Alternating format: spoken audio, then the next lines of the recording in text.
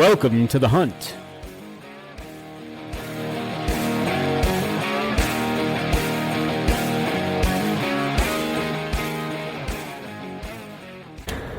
Good morning, everybody. We'll change it up on you a little bit. Today, episode 19, August the 6th, Tuesday morning.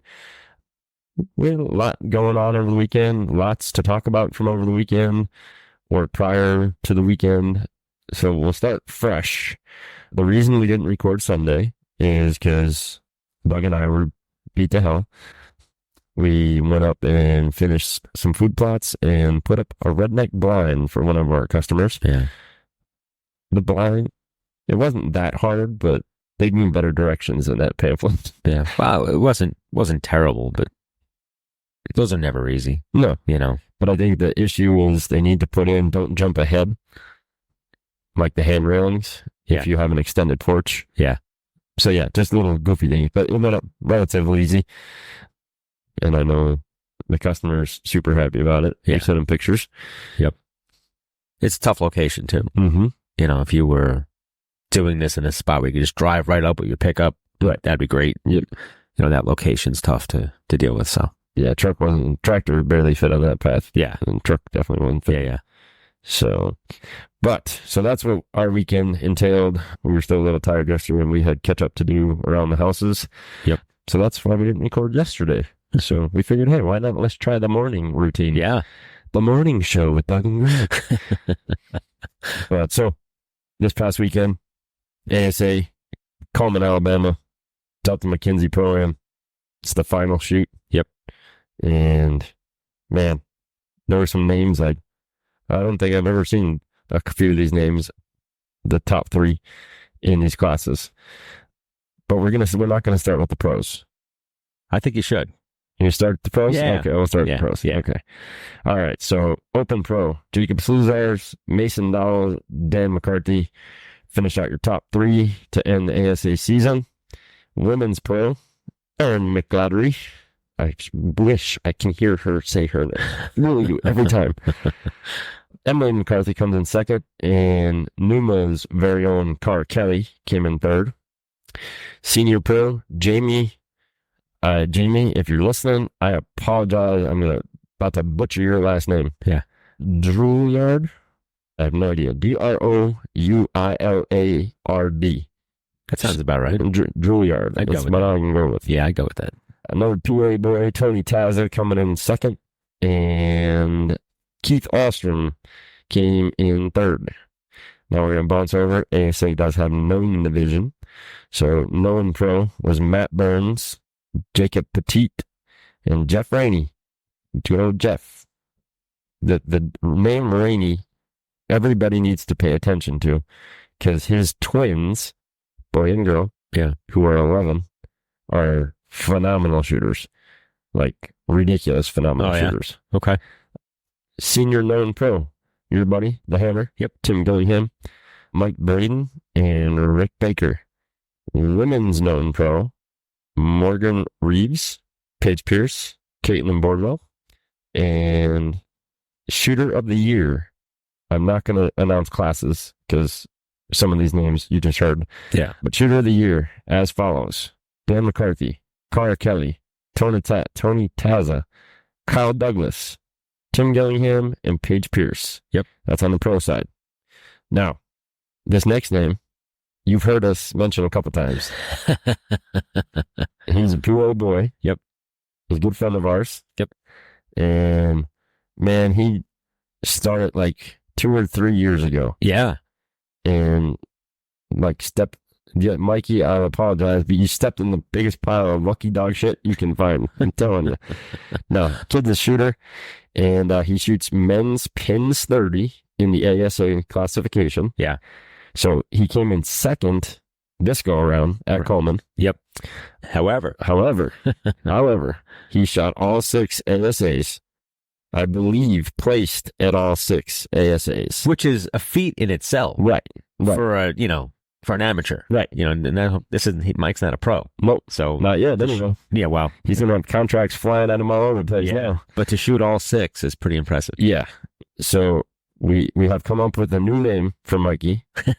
So not only did he place second at Cullman, because he shot all 6 events and placed, like, unless he missed one, I'm almost positive, and I didn't look back far enough, but he took home Shooter of the Year in men's pins 30. Yeah. The Mikey Wimmer.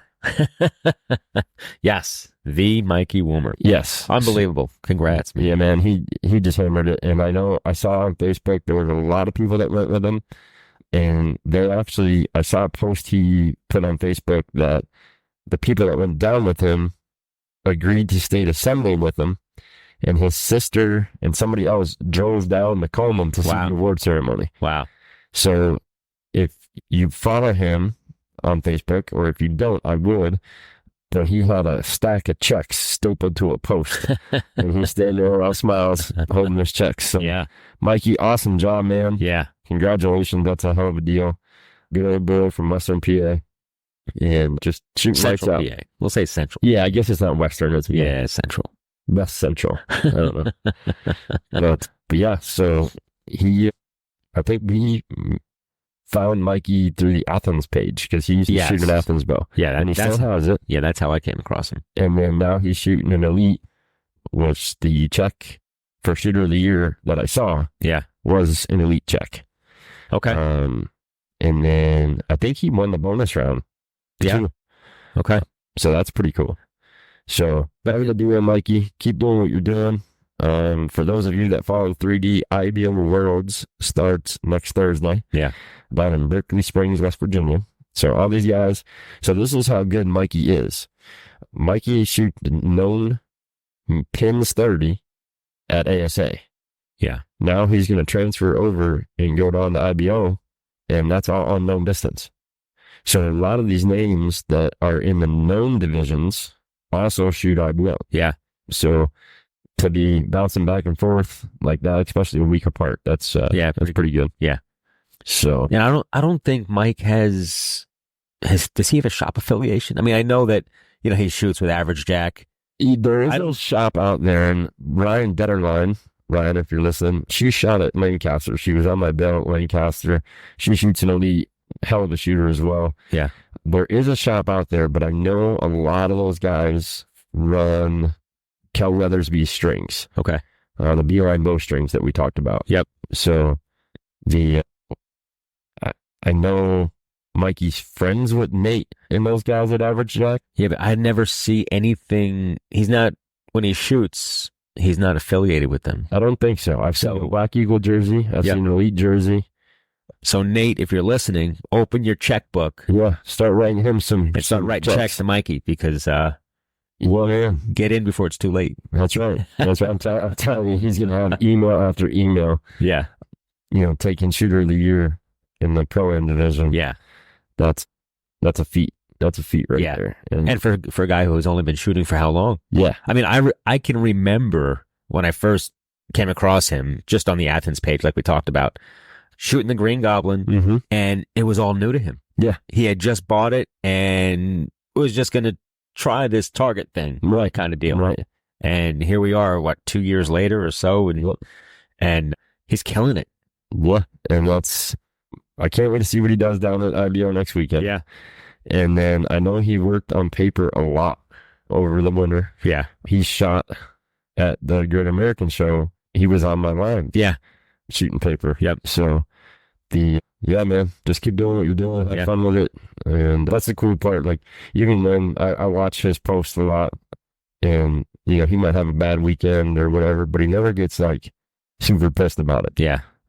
And that's what you got to do. He's, it's cool because he's making money. He's getting checks when he wins, for sure. But, it's not like it's his job. Yeah. He's not out there just getting all upset and stuff. So not yet. Not yet.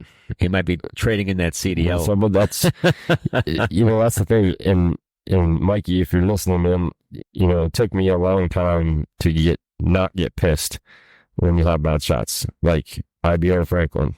I mean, I could have been hell or high water turn, throwing stuff and breaking stuff, and it was a rough weekend. Yeah. But, it's just to the point now where I realized you can't get those arrows back. Once they're gone, and just forget about it, move on. Especially in that case, shooting 2 bikes, there was no way to come back from that. So what was the point of getting pissed? Yeah. So just go out, shoot, have fun, and do what you're doing. But keep collecting checks, man. Hang them on the wall. Yep. And pretty soon you might be able to cover every wall in your house. So yeah, awesome. But congratulations once again. And then, so we're going to jump over. We didn't really talk about the Olympics at all. Yeah, no. And Team USA in general, the women's team, did not have a great showing. I didn't see the men's team, but Brady Ellison, who, if you follow archery at all, you've probably heard the name Brady Ellison once or twice. Yeah. How many Olympics has he been in? This is number 5, which is crazy. Brady's it's every 4 years, so that's 20 years worth of. So he started when he was 2. but no. So Brady Ellison took silver, and I did happen to see that shoot off. Man, and both guys just shot phenomenal. The only thing, I can't pronounce the guy's last name. He was from Korea, but his first name was Kim. Yeah. But man, they were toe to toe, and it is what it is. Yeah. It just one arrow sneaks away and puts you in second. Yep. So he comes home with the silver. However, history was made for the U.S. Olympic archery team. Yeah. In a mixed team event of Brady Ellison and Lancaster, Pennsylvania's very own Casey Kaufhold. Oh, yeah? From Lancaster? I didn't know that. Yeah, so Casey's dad, Rob, owns Lancaster Archery. Gotcha. So interesting. So if you've ever been to Lancaster Archery, there's like pictures and murals of Casey on the walls. Yeah. She's a phenomenal shooter. I've actually watched her train in the warehouse in a video. Yeah. She was shooting down one of the warehouse aisles. Oh, yeah. So, but when you're growing up, in that sport, in that lifestyle, that definitely helps. Yeah. So they were the first ever mixed archery team medal for the U.S. Olympic team. Yeah. So congratulations to those two. They brought home the bronze, but Casey's last arrow was a 9, and that solidified the bronze. So that's awesome. I've been watching Rob's posts. They've been visiting Paris and hanging out with the Olympic teams and all that. So that's pretty cool. Yep. So then we talked about this next thing last week. Dud. Mm-hmm. Okay. Called it. I want money, John. I called it. So officially, unofficially, because I did see a video, but he's since taken it down. And I have seen other posts about it. Wonder why, though? Why did he take it down? Yeah, I'm wondering if it just wasn't, maybe they said, well, you jump in the gun. Let's do a complete video together. Let's do it. Make it official kind of deal. Right. But he did officially, unofficially sign with Origin. Yeah. So him and Jocko have been friends for a long time. And I just found this out, I guess, at an event a couple of years ago. They were like horsing around, and Jocko broke a vertebrae in his neck by putting him in a headlock. So, but yeah, what led me to it, and if you follow the Knock On page, Doug and I were just checking it out. There's lots of hints he's throwing out there for stuff. Yeah. And what led me to the guess of Origin was when I saw the pictures of the Jocko energy drinks, which I did try one the other day. Joe Watson brought me one. Okay. And it's okay. Yeah. But man, does it have an aftertaste. Oh, yeah? Yeah. Weird. What is it? It's energy? Yeah, it's like an energy drink. Kind of like Ignite? Like a Red Bull. More like a Red Bull than an Ignite. Okay. Ignite is much cleaner. Okay. Joe did tell me when he was coming back, I guess at the one TAC event, they were handing people cases of it. Oh, yeah? And he drank 7 of them on the way home. His hands were shaking so bad. Yeah. So, I mean, a true energy drink, gives you the shakes and the crash and all that stuff. Yeah. But the aftertaste, I had pink lemonade, so you would think that's not going to be horrible. But man, whatever that aftertaste was nasty. Okay. But so we talked about Origin way back a little bit when we did the camo episode. Yeah. And so here's my take on it. So one of Doug and I's mutual friends, who happens to be my chiropractor, he owns a couple of the sweatshirts and stuff like that, which it's a sweatshirt. It is what it is. But talking to people that I know in the industry that work on the apparel side. Now, granted, Origin is 100% made in the States. So kudos that it's all made in the USA. Yeah. Problem is, you can't get the materials that all these other brands use in the States without paying an arm and a leg for it. Yeah. So, hence why most of the manufacturers are made in Korea, Vietnam, Taiwan, wherever. Yes. Because of the materials, they can get it cheaper. Well, that and they're paying, child labor $2 an hour. Right, right. So MOQs are probably, a lot less here. Yeah. Because it's more expensive. Yeah. Like I know just from working when I worked with Slumberjack, I mean, we'd make jackets. It was, we couldn't order less than 500 to get them over here. Yeah. So that was the goal, pre-sell as many as we could, and then hopefully whatever was left would sell before the season. Yeah.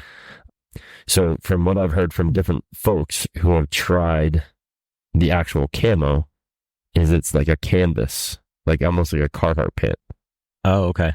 So I don't see some guy out in the middle of elk country walking around in those pants. No. Canvas, not super breathable. I sweat to death in Carhartts just doing work in food plots. Yeah. So I couldn't imagine walking up and down mountains chasing elk or, sheep or whatever. Yeah. Now, they also have jeans, like Okay. regular jeans. Okay. So that I can see. Yeah. And then it's funny because if you go to the website and the fact that he mixes it all in one website. Yeah. I don't know why he does that. You talking about Jocko? Yeah. So like Origin is the clothing. Right. And then he has Geese for MMA. Yep. And then he has Jocko Fuel or whatever the energy drink is called. So it's like all on one site. Is Origin like the parent company? I don't know, because Origin was, to my knowledge, just the name of the camo, but I don't know. Okay. But so if you're an MMA guy, maybe you own one of Jocko's Geese. Yeah. And then he has like a sports apparel, like exercise clothing. So again, that I get, but they're all different names. Okay. So at least that I can see. Yeah. So we'll see what Dudley brings to that one. I know they worked with, I think it was Marsupial on a bio harness. Yeah, I know the last video, Dud was wearing a marsupial. Okay. Was it tiger stripe though? It was not, I don't believe. Let's see. Maybe it was. I don't know, but it was definitely marsupial. And as far as Origin, I don't know much about it at all. Where does it land as far as price point? Is it? We're going to find out right now because I'm going to the website. Okay. All right, cool. I'm not sure if it's high-end stuff like, Kuyu and... That's a marsupial vinyl harness for sure. Yeah. That's not the one that I saw though. No. So this is the one. So I'm currently on Origin's website. Yeah. And it's originusa.com. And there's a picture of Jocko shooting. And he has I think they call it the Burr top, which is like a chilling shirt. Okay. But they got together with Marsupial and did a Origin camo vinyl harness, which you can't even see it on them. So it matches pretty well. So I guess, so Origin under tops, you have everyday, you have outerwear, hunt, and training. So we're going to go to hunt. So here's that Burr Raptor camo hoodie. They're $80. Okay. So is that, that's cheaper than some of the higher end stuff. Yeah. I don't know I'm not sure what it's made of or let's see what its intents are, but let's see what $80 for a hoodie is, it's still a lot of money for a hoodie, but it's not, Sitka expensive or Kuyu expensive. Right. So this delivers a triple chill effect to immediately cool with embedded temperature regulating minerals, wicking away moisture from the skin and drying rapidly for comfort. Material, it's 100% polyester Burr, 100% polyester mesh inserts, weighs 4.1 ounces. Okay. All right, so let's go back here. So that was just like kind of like a base layer, basically. That's what it looks like to me. Then they have it in a crew short sleeve or crew long sleeve, and those are $70 and $60. Then they got some t-shirts for $32. Here we go.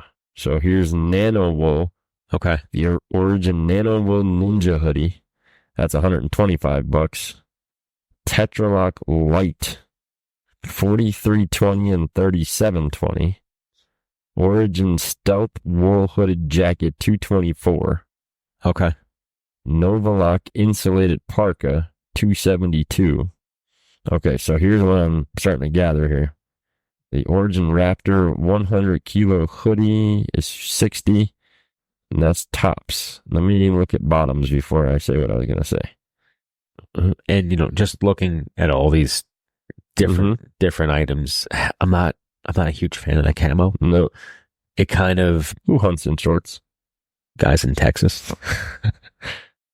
I don't know. I think at distance, it's kind of it's going to be just a dark blob. Yep. There's no breakup in it to me. No. So they got I could be completely wrong, but crap just ton of looking tops, at it. But they have two pairs of pants. Okay. So they have a Nylock field paint in 2.0 camo for $160. Okay. The Stealth wool paint for $215. Okay. That's on the higher end. Yep. Origin Nano Wool base leggings for $114. And then the Nylock field paint in a solid color for $160. Okay. So which is kind of, let's see what this is made. I'm going to see what this field paint is made of, because obviously we carry Numa in the shop. Yeah, that's probably comparable to the Pathfinder, I would imagine. Technical layer of tightly woven lightweight nylon yarns. Okay. 99% nylon, 1% spandex. Wash worn, tumble dry low, do not bleach. That's similar to And do not use fabric softener. Okay. Origin Defense, a barrier against moisture and heat. Those remind me of a pair of Carhartts. Yeah. But they're nylon. They're nylon. But that's typical, like a Pathfinder or Kuiu Attack. What's the price on that? $160. So that's pretty much where Pathfinder pants $110. Are they? Mm-hmm. Okay. So that's again, I get it. It's USA made. Yada yada yada. Yeah. But so what it looks like to me is if you're using this, especially the tops, it's a whole system. You have to buy the system in order. There's no insulation in any of it except for that insulated jacket. So you're buying the bases, you're buying a jacket, and then you have to buy the insulated piece. Which that's typical for all these companies now. Yeah. Well, let's see what they got in accessories here. Shop all accessories. Hats. Nice belt. I don't know if I'd spend $60 on it, but where the hell would they have? Oh, they have boots. Are you kidding me? Or everyday work, 6-inch, 8-inch. They don't even have hunting boots. All right. But where would there we go. Maybe this is where I had to go. Hunt accessories. There we go. Yeah. No, I got a hat. Stuff. Was it $25? How much is it? 30. Okay. For a trucker. That's typical, right? $25, $30. If they're Nylock, so it's that nylon deal, same as the pant. Yeah. So they're in that same price range as all the other top, top camos. I'm just wondering, I would really, really like to feel like this Nylock and so this is nano wool under pants. No, we're used to merino wool, First Light, Sika, Numa, whoever. Yeah. So I'm used to that, and that price I get it. I understand why those are priced so high. Yeah. You want a gi? Holy crap. You gotta be kidding me. Just odd that it's all on the same page. Right. You go from hunting apparel to a gi. Right. But apparently we need to get some more MMA guys into the shop, because if they're buying gis and pants at this price, pair of shorts to rolling around on a mat for $60. Yeah. But a gi, where the hell is it? $250. Wow. For a white robe. Yeah. I got sheets at the house that'll do this. But listen, that's their thing. No, I get it. Listen, if somebody said to us, you're an idiot, you just paid $500 for a pair of freaking boots, when I can go to Walmart and buy boots for $20. Yeah. So I get it. Everyone has their own thing. But I didn't think that shit was that expensive. My God. Yeah. Not only are you paying for your gym membership and classes, but man, Yeah. I don't think these come with the belts. Well, no, you have to earn the belt. Right. You can't buy it. Now I got to see this. Okay. So we got the Origin Raptor Path GI jacket, gi jacket, sorry. And then the Flex Pro Brazilian Jiu-Jitsu pant. And they're both out of stock. So they're on sale. Yeah. So the normal price of that is $334. Wow. You can buy a pair of Alpins to go scout with, hunt with, birds with, for less than what this gi costs. Yeah. Man, that's crazy. Yeah. How much are their jeans? Probably $100. Yeah, 130. It's Really? 150 for the work jean double knee. Well, and the bottom line is, it's, and obviously people are paying that. Well, yeah, it's a brand. I mean, it's a brand, and it's also, how much are you willing to pay for American made? Now, I'm the first one to buy something that's American made, but there's a balancing point. There's a point where you say, okay, I'm willing to pay X amount of dollars because it's made in the United States, but once I get over this amount, I'm out. And Jocko's not even the founder. Yeah. Pete Roberts. Huh. Okay. From Maine, we can once again be the tip of the spear, shedding a light on America's abandoned communities and people to help them to tell their story and to once again, like our ancestors, become savage Yankees from New England, taking a stand to take it back, to inspire a nation, and to change the world. Yeah. Signed, Pete Roberts. Okay. So what the hell does Jocko have to do with this? He bought it, maybe? I don't know. Maybe he's just...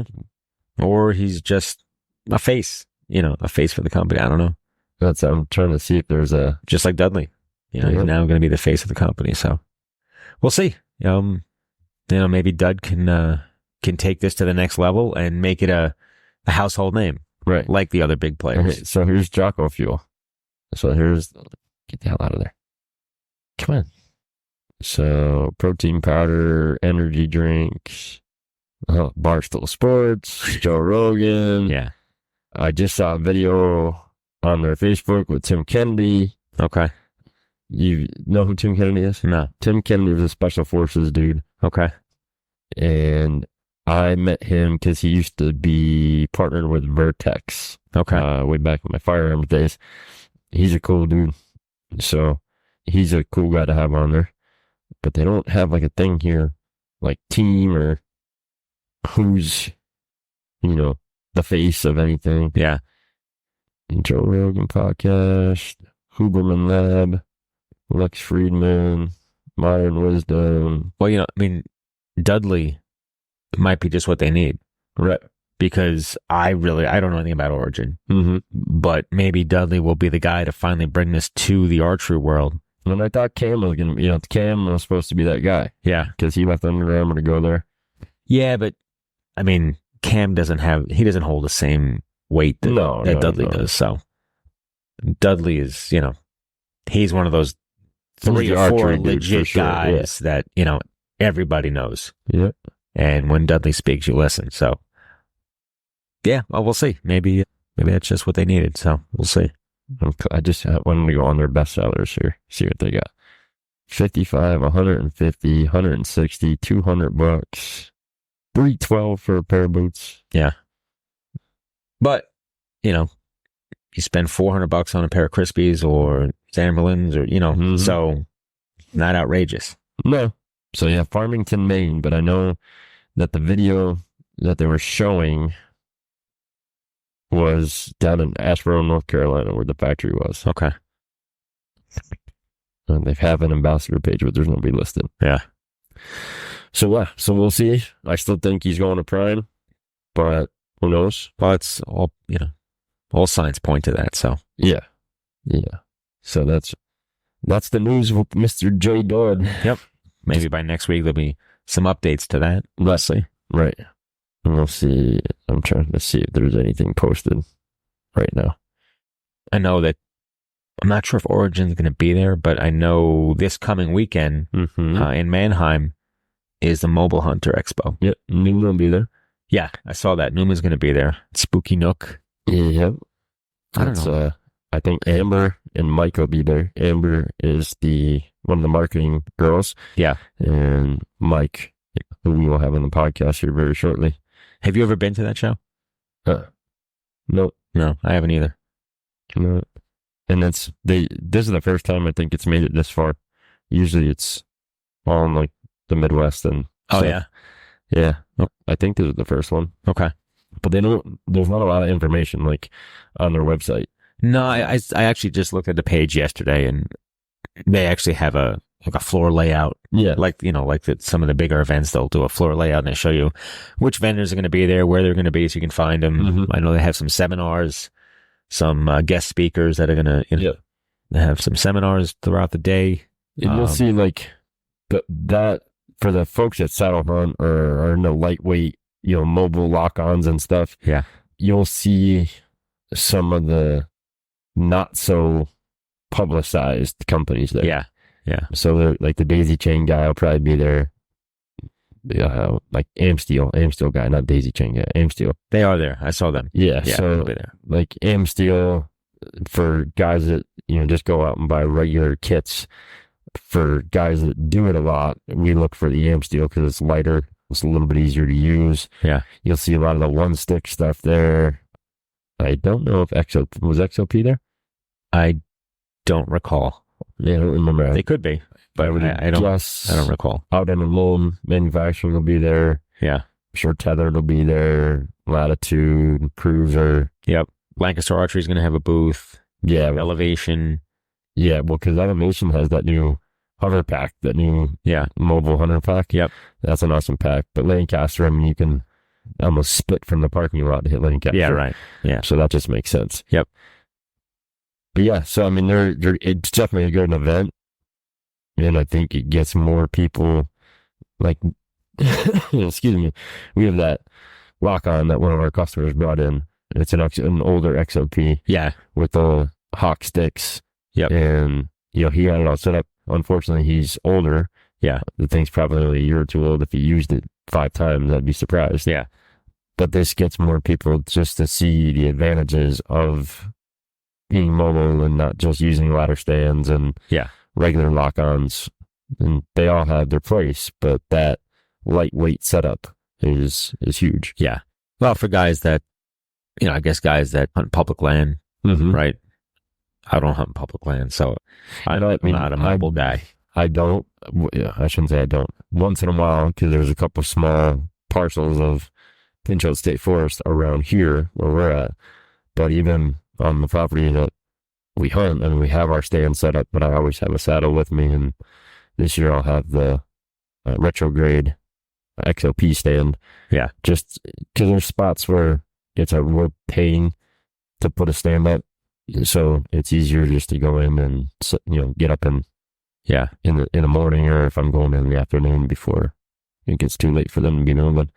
But definitely worth a trip if you're in the PA, New York, New Jersey area. Yeah. Or, if you are kind of on the fence or curious about it, yep. Because like for myself, I don't know much about it. I'm not. They'll have all the poles there, so they'll let you get up in the saddles. Yeah. I saw that they have like a testing area. Yep. Where you can, I think the biggest thing that most people run into is the fact that they don't understand the weak side shot. Yeah. Is how do they maneuver? And that's the easiest. Go do it there. Yeah. Because I'm sure they'll have AccuBows or something that you can pretend like you're shooting out of. Yeah. I don't remember seeing any bow manufacturers on the list. Yeah. Normally they won't. It's usually just the saddle companies will have a bow with them. So. Or Lancaster might have a setup. Yeah. They might be pushing their stuff. Mm-hmm. So, but yeah, I mean, it's something, if you have any interest or just curious about it, might be worth checking out, Absolutely. Yeah. The bears were definitely, actually, now that you said that, we had bears on the camera last night over on the property. So Bug has a fox problem. And we were trying to humanely catch him to get him out of here. Yeah. Unfortunately, the bear decided he was hungry. Yeah. Got the tuna fish. What was in the traps. Yeah. But yeah, I had a big bear right in front of one of our stands last night. First time I'd seen him. I've seen a couple of small ones, but Yeah. This guy's pretty decent sized. Okay. But yeah, I mean, you got, let's see, we're August 6th, so 58 days, 57 days until season starts here in PA. Yeah. A little bit sooner if you want an out tag, a little bit sooner if you're going out west. Yeah. Yeah, well, if you're going out west, I mean, Antelope starts, I know Montana starts end of the month. Mm-hmm. August. Yep. Is the last week of August is Antelope. And we'll have to get Glenn on before he goes on his trip. We'll do a pre-trip and after trip. Yeah. Well, he goes the third week of September. Yeah, because he comes back like the 2nd of October or something. Yeah. He'll be back just before our season starts. Yep. Or just after. Yeah, he's jonesing. Yeah, I bet. Yeah. I know he's like, 'cause he's never been out there, so he's, asking all kinds of questions. Yeah. And he gave me crap a couple weeks ago. I forgot to tell you. Yeah. So when we were talking about getting the food, food plot stands, which we just did, we just went out and seeded and 2 big brand new food plots for this gentleman out in New York. And when I said acorn, yeah, he just didn't hear me say the G part of it. Okay. Acorn. Yeah. So he thought I said acorn. Oh. And he was giving me crap about it.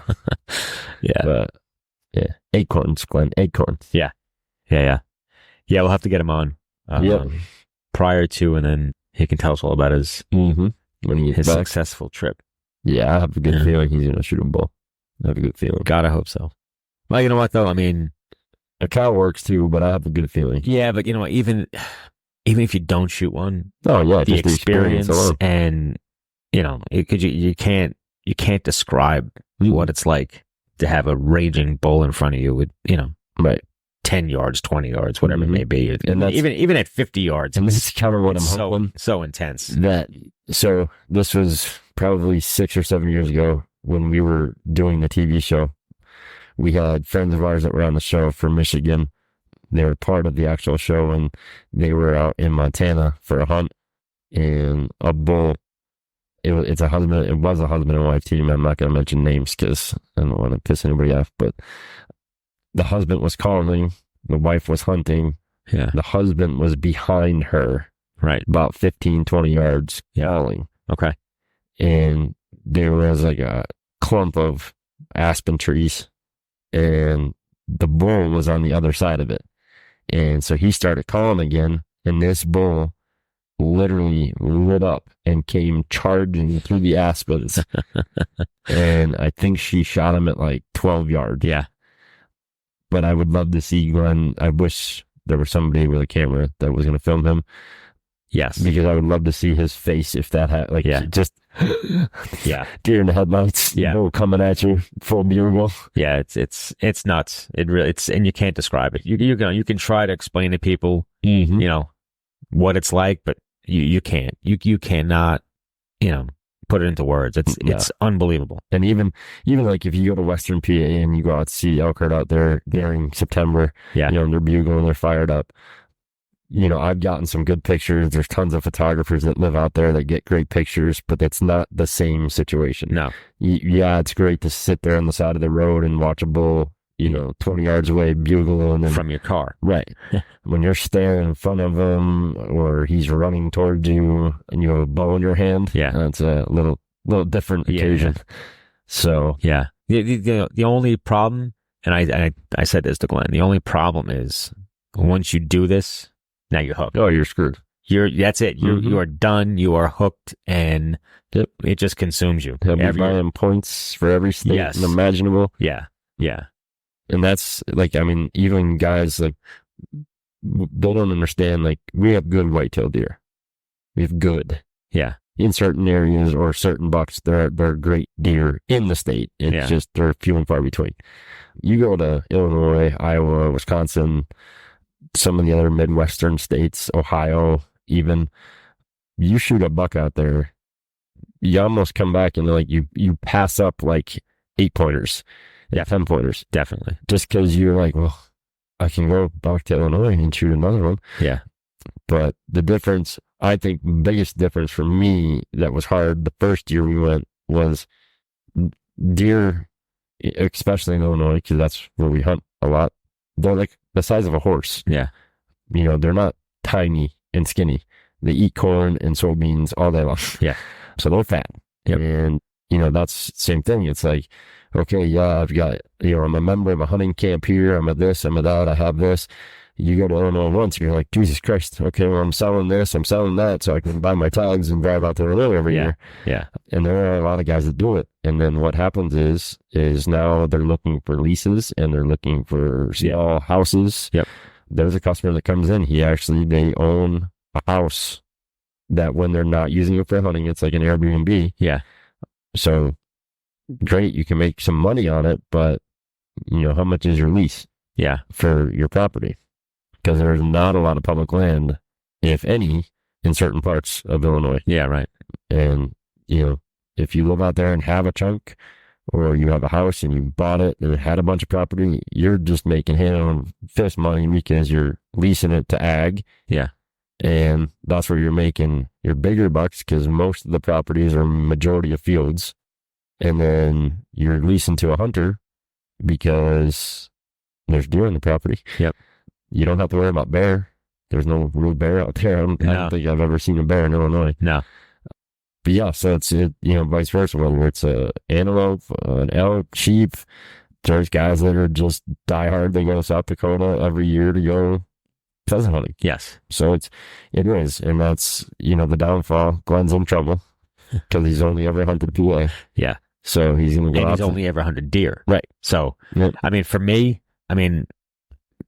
whitetail is my passion. I love whitetail hunting, but I would never shoot another whitetail if I could do nothing but elk hunt the rest of my life. Mm-hmm. And I never thought I'd say that, but yeah, there's nothing like it. And like I said, I would never shoot another whitetail if I could just elk hunt the rest of my life.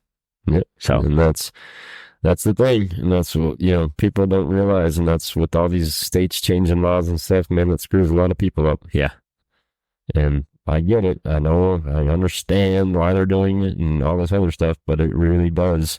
Not only does it hurt, the people that want to go, but it hurts the local economy. Like we talked about, episodes ago of now you don't have the guys that are just coming in to buy over the counter. Yeah.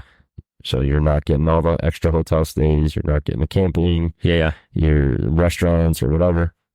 So that's why I don't think some of these states look into that. Yeah. Yeah. Like Glenn, he lucked out because this is the last year of over the counter. So, and we've been trying to get Colorado, Cheyenne and Randy on, but obviously they're in full swing scouting and stuff like that. So we'll hopefully to get them on before Glenn goes. Yeah. And because it would be nice to talk to somebody, especially in their situation where majority of the units they hunt are OTC. Yeah. So how big of an effect is that going to have, on what they're doing? Definitely. But yeah, so upcoming, obviously seasons will be kicking off here shortly. Waterfowl, elk, antelope, all over the country. Yep. Waterfowl in PA, small game will start here shortly. Waterfowl is a big one that's gotten increasingly more popular in Pennsylvania over the years. And then we have IBO Worlds next weekend. Yep. So we'll have scores from that. And I'm assuming you're not going to be there. I will not be there. So funny part is I did qualify. I know. We spoke about it last week. Yep. You're still kind of up in the air. Yeah. Just lots going on because the following week we will be moving my son into his dorm. Yeah. And then a week after that, we will be on our High Peaks hike up in upstate New York. So we'll talk about a little bit about that in the next couple episodes before we leave. But yeah, so, obviously, haven't been practicing. Been working with the hunting bow, getting all that dialed in. And thinking I didn't qualify originally, it didn't really make me want to push to go out and practice. So, I'll get ready for paper season. We'll have to have some changes made before I shoot indoor, but focus on indoor, go from there. I shot not super great, but not horrible at Lancaster last year. So if I can make some tweaks and get some good practice in here during and after hunting season, I think we'll be okay. But we'll see. Yeah. We'll see. But that's about it. Kind of a slow week. Yeah. Not a lot going on. No. We've been busy, but as far as news wise, there's not a lot going on. So, other than that, tell us what you think of the morning show. Because honestly, I don't mind. I don't think Doug minds either if we can do it in the morning. nah, it's not bad. But yeah, so we figure we'd try it different. Yeah. Instead of skipping a whole week, we'll figure Well, it kind of makes the wives happy too. Yeah. Because we're not taking away from our Sunday. Right. Right. So. Yep. But we'll see. We'll play it by ear. And if you live in Pennsylvania, be ready for rain the rest of the week, pretty much. Yeah. So if you have dry time to go out and seed your food plots, I would heavily suggest doing that before the rain hits. At least they'll get some water and starting to germinate and whatnot. Yeah, because the problem now is if it rains all week, not only this week is shot and next week is shot as well because it's going to be wet it's going to take at least another week for it to dry out. So so you'll be in the end of August and all of a sudden you won't have stuff growing in time. So but get it in now, like right today. Today would be a good day. Yes. Well, it looks like it's actually not bad out today. Well, the rain's coming tonight, I believe. So that's I had a thing. It popped up around 3:00. It's supposed to start. And then get real heavy overnight. Yep. And then I think all the way to Saturday. I think the worst day is Friday. That's pretty much like when the tropical system will be this way. So unless maybe it turns left, right. Left. Let it go left. Yeah. Well, right. Go out to sea. Freaking rain. Yeah. Because I still have 2 stands I have to move, and I don't want to do it in the rain. No. Well, you got some time for stands, though. Yeah, but this one's got rope on it, so I don't like leaving it out there that long, and it's been out there longer than it's probably should have been. So I'm gonna have to check all the ropes and make sure they're fine. Yeah, all that. But otherwise, we appreciate it. Thanks for tuning in to the Huntcast podcast. If you want to hear about something, tell us about your thoughts on the morning show. Shoot us an email at huntcastpodcast@gmail.com. You can listen to this on YouTube, Spotify, Podbean, everywhere else except Apple. Yeah. So share it with your friends, share it with your family, and stay tuned. We'll be back next week for episode number 20. I can't believe we're at 20 already. Yeah. But, went fast. Yeah. So for those of you shooting audio worlds, good luck if you're listening. Mikey, go do it, man. Kill it. Yep. And we'll talk to you guys next week. Yep. See you. Later.